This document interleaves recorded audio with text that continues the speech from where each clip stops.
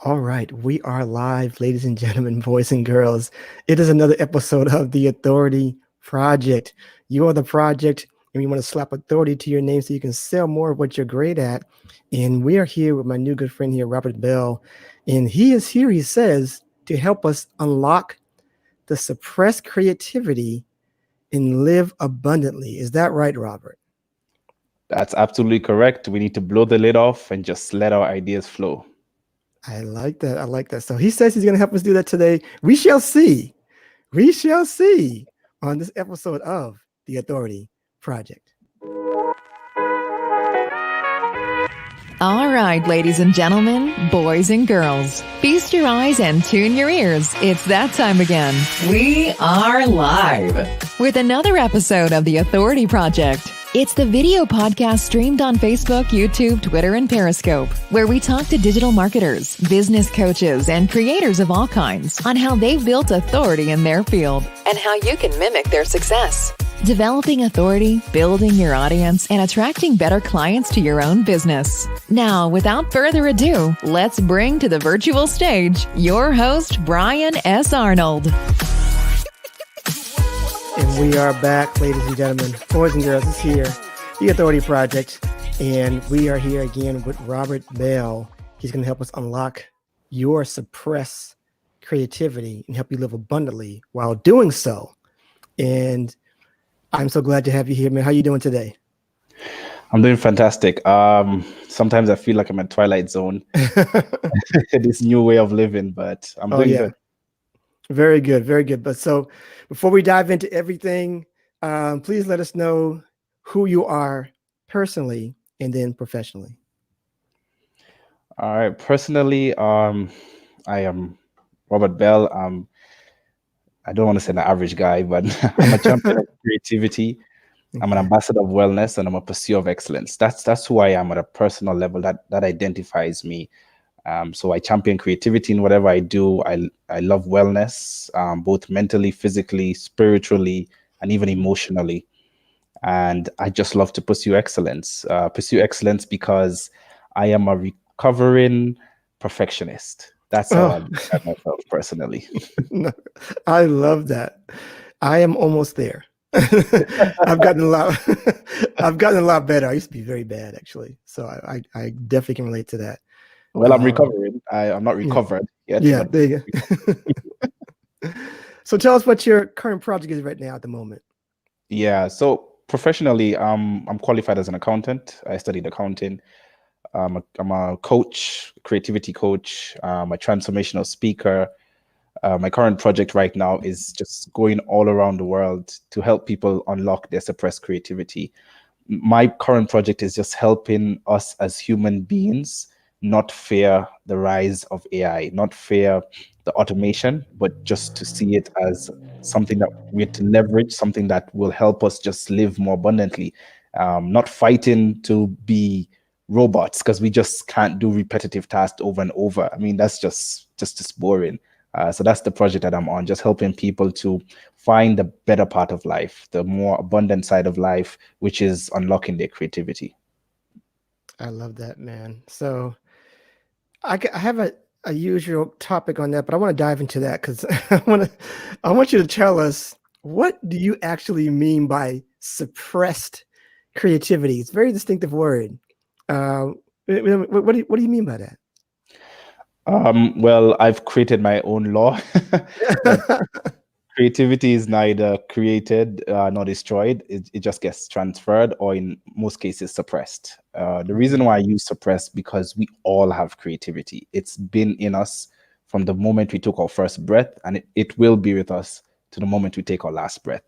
It's suppressed because as we've gone through life, or as we go through life, we either let it out more or it just dives further in.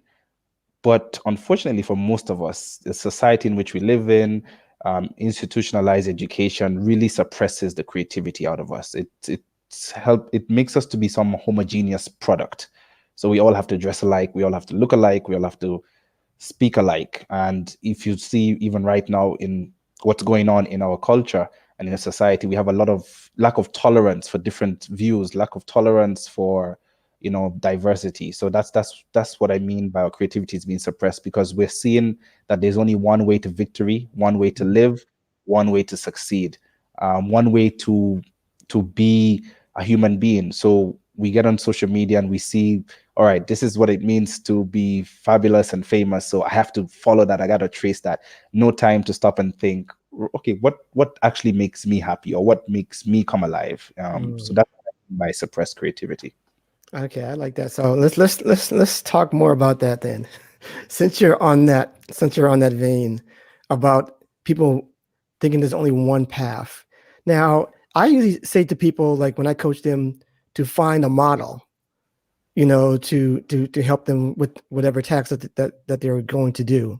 If they're trying to do something, find this person who's doing it already. And I think a lot of people say that follow the crumbs of success. So what do you have to say about that when people are actually trying to follow this person that they adore? They want to do everything like this person, and they are failing doing that. What do you have to say about that? That's great.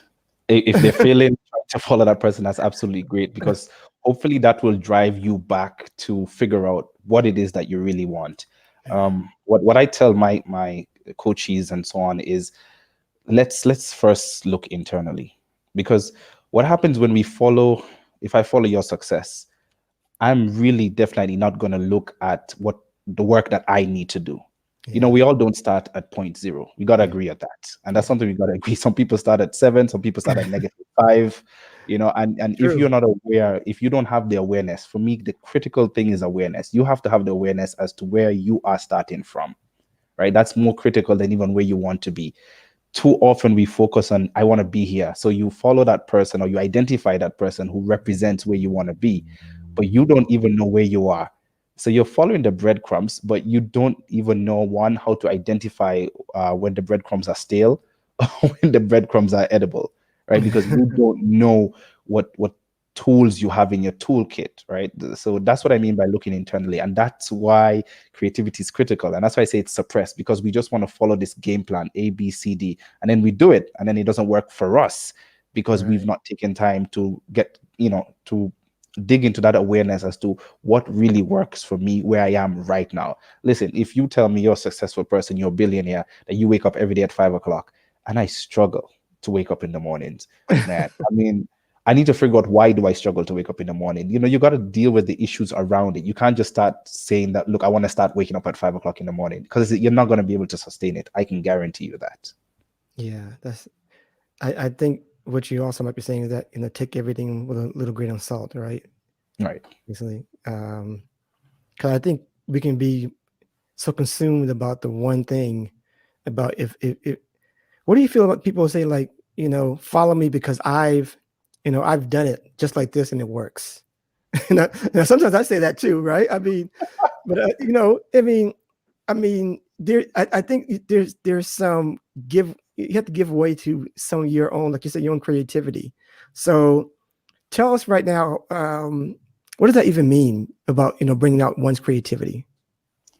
Yeah, and I must confess, I do that sometimes. Follow me, because when you have the benefit of experience, you can see what's going wrong. So I do not want to discredit that whatsoever. I do want to discredit that.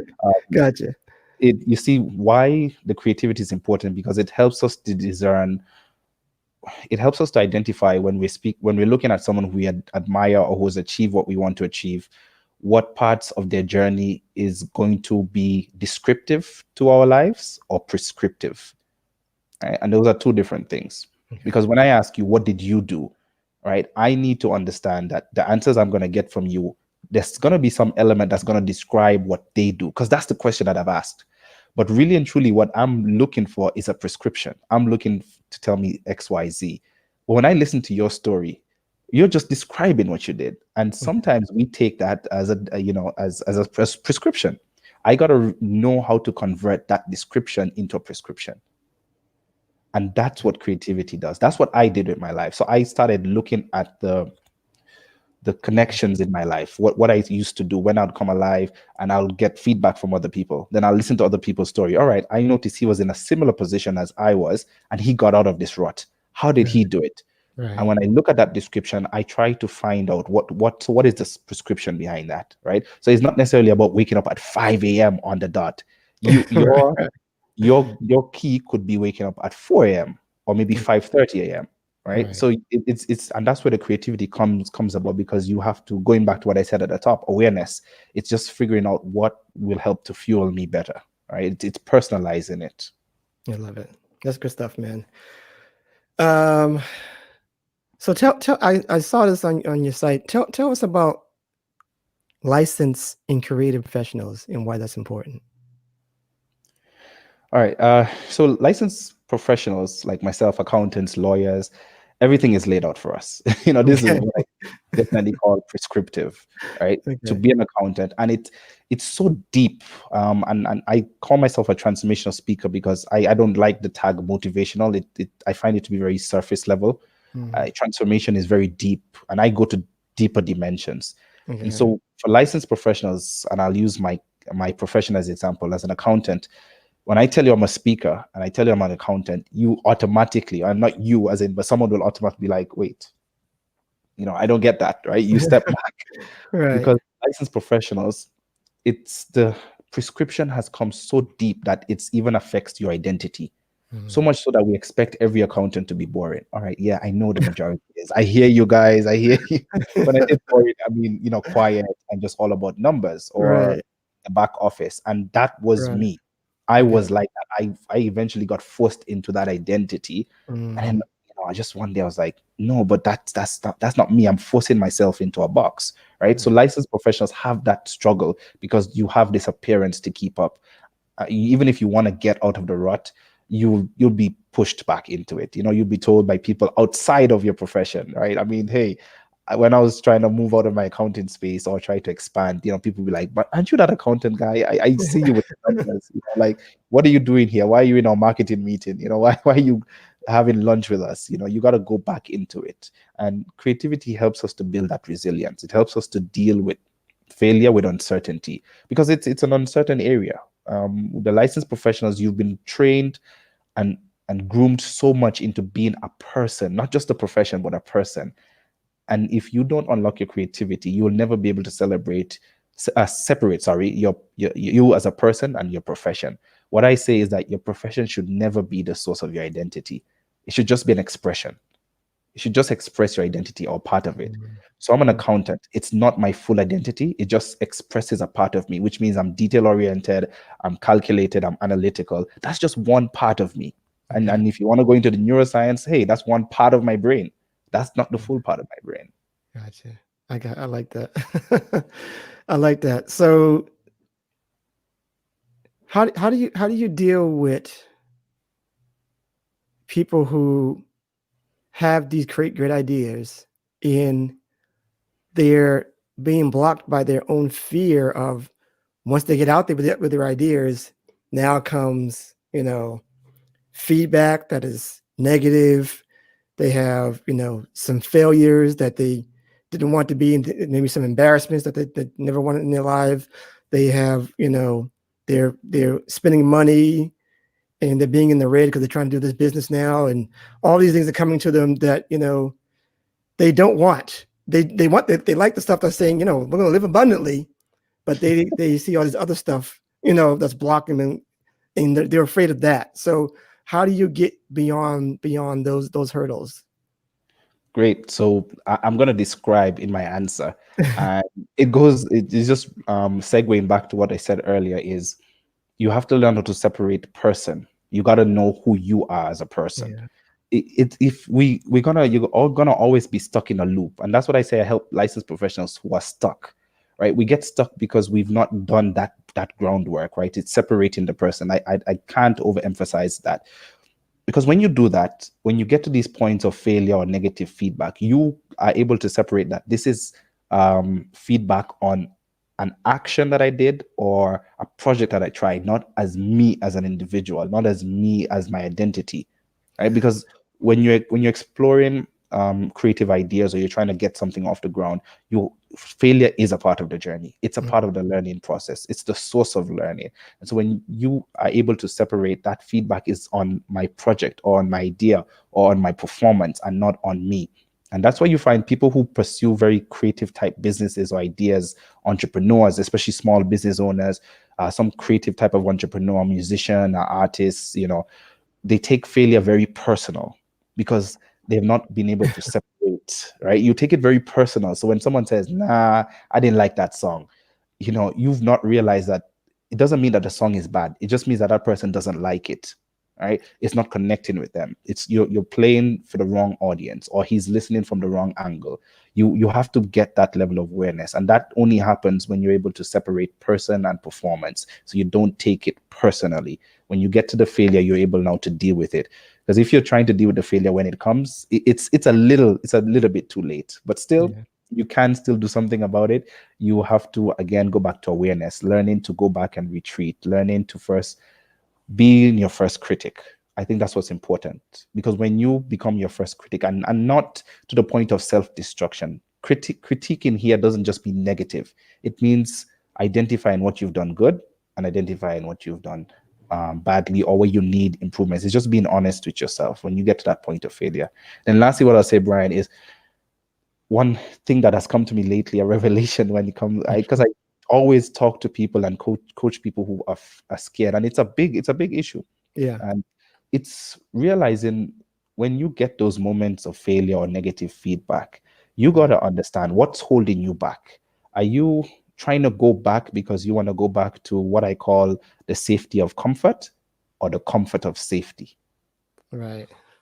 Those are two totally different things, because a lot of us just want the comfort of safety. We just, we want to make sure we're making the right decision, right? But also a lot of us just want the safety of comfort. We want everything to be easy. We don't want to deal with resistance. We don't want to climb the hill. We don't want to put in the work. We don't want to lift the weights, right? And if you always resist such aversions, then it's going to be difficult for you to ever get unstuck and move forward.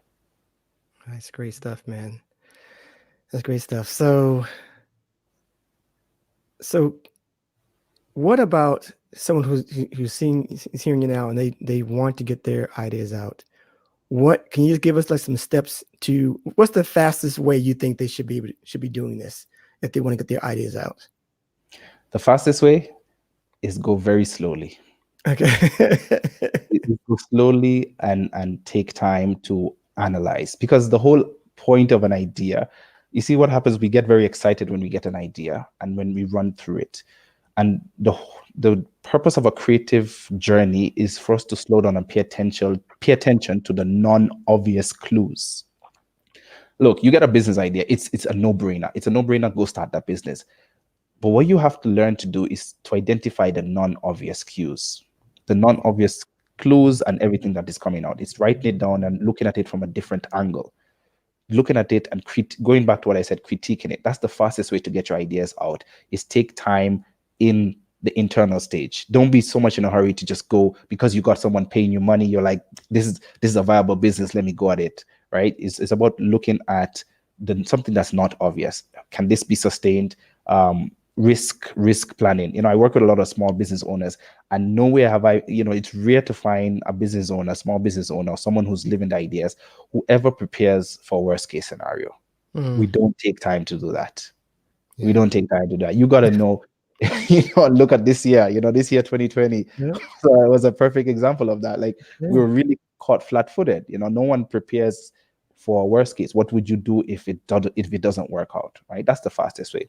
But fine, I hear your question, and this is what I tell people the fastest way to get your ideas out. And I call it the TBA approach. TBA. You got to learn how to trust yourself. Then you got to learn to believe yourself. And you got to learn to acknowledge yourself, in that specific order. 1, trust in yourself. Why trust in yourself? Because when you trust yourself and you get into that, going back to what you said about the fear, facing ridicule, facing rejection, facing your own self-doubt to get your ideas out. When you've established that trust in yourself, how do you trust someone? You got to take a risk, right? It takes a bit of faith to trust. When you trust yourself, you trust your ideas, you trust your process of getting it out, you know that I'm going to get this idea out and it may work and it may not work. But regardless of the outcome, I'm going to get feedback to build on that. And that's how you develop the trust. Then step two, you start to believe yourself. And you can never believe, when you look at the definition of belief, it means that some action has to have been taken. But oftentimes when we have ideas, we want to believe our ideas before we've actually acted on them. It doesn't happen that way. Yeah. You got to take a step first. So even if I do something, I have an idea and I try it and it fails, I believe it can work even if it failed. Right. And that's why you see like scientists, they keep going back into the lab because they believe it can work, because they did it once, it failed, and they've identified what was the failure point and what they need to fix. And in here is where I drop my mantra for my life. MAMI, MAMI. You know, you need to MAMI everything, which means make minor adjustments that will give you major improvements. Yeah.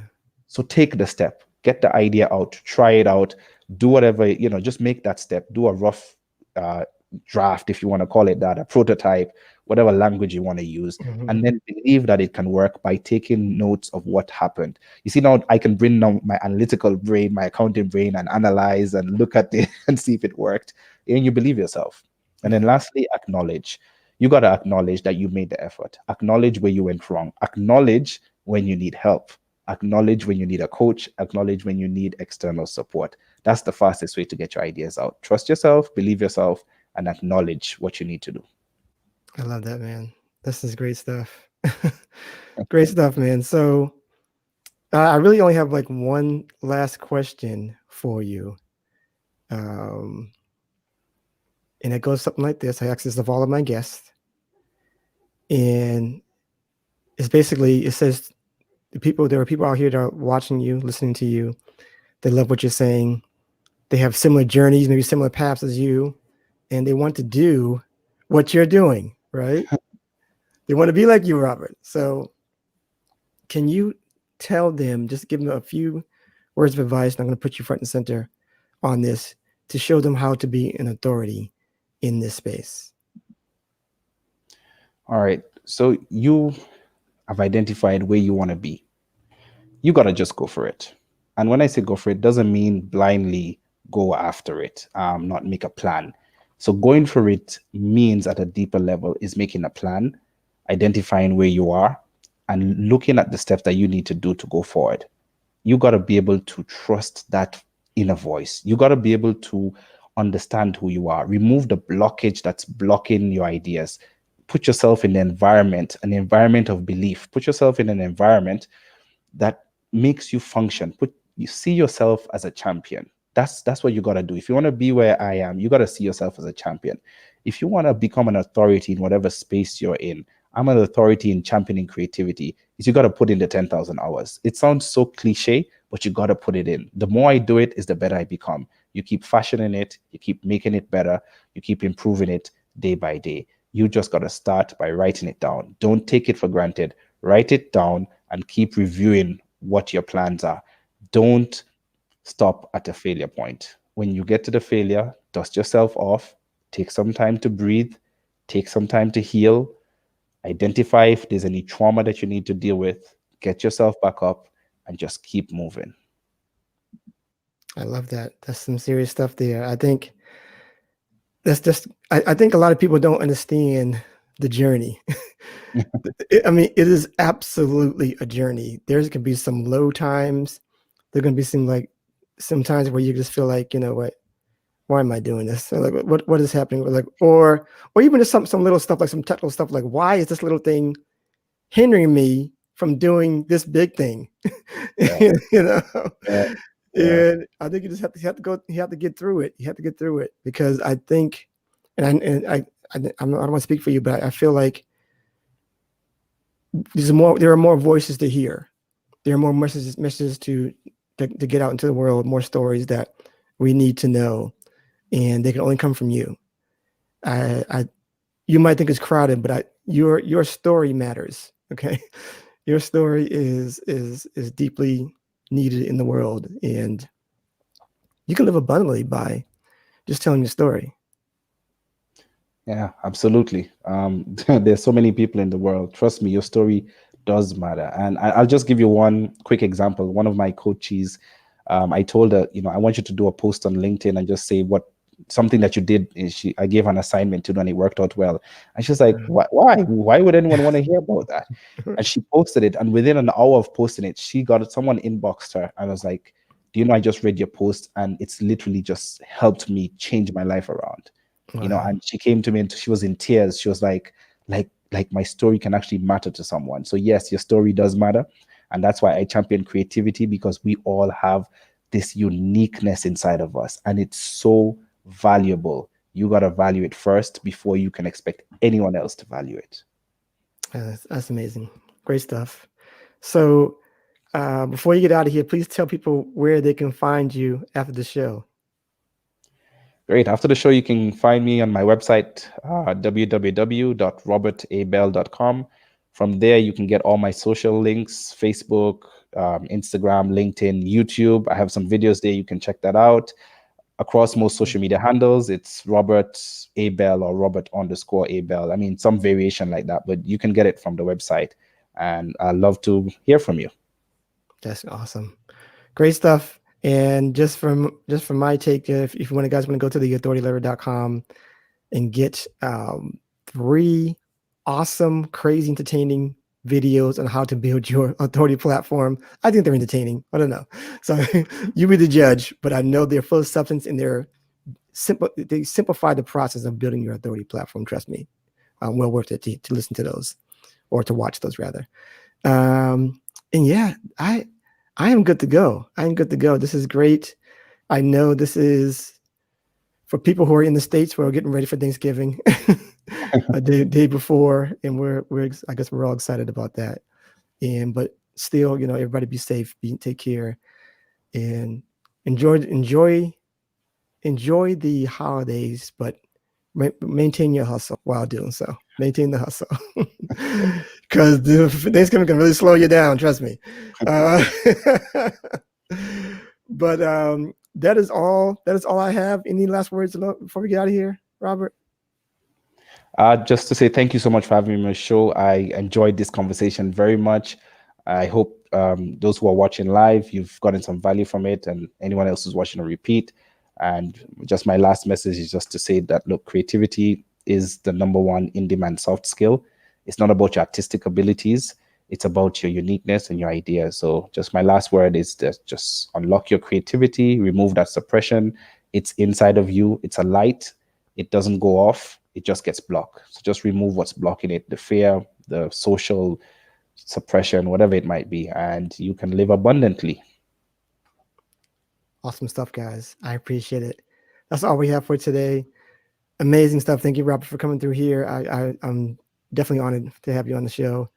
And that is a wrap. Build it, share it, and they will come. Remember that.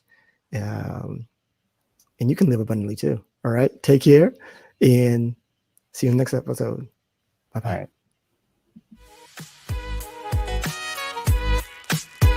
And that's a wrap for this episode of The Authority Project. Thanks so much for tuning in. And if you like what you heard, we want to hear from you. Subscribe, rate, and give an honest review. Share and tell your friends so they can hear too. And for even more authority building tactics, be sure to sign up at theauthorityletter.com. Get free weekly content and ongoing digital product giveaways to help you on your entrepreneurial journey. We certainly hope you got a key takeaway or maybe an aha moment from today's broadcast. Just remember, it's your authority. Build it, share it, and they will come. Until next time.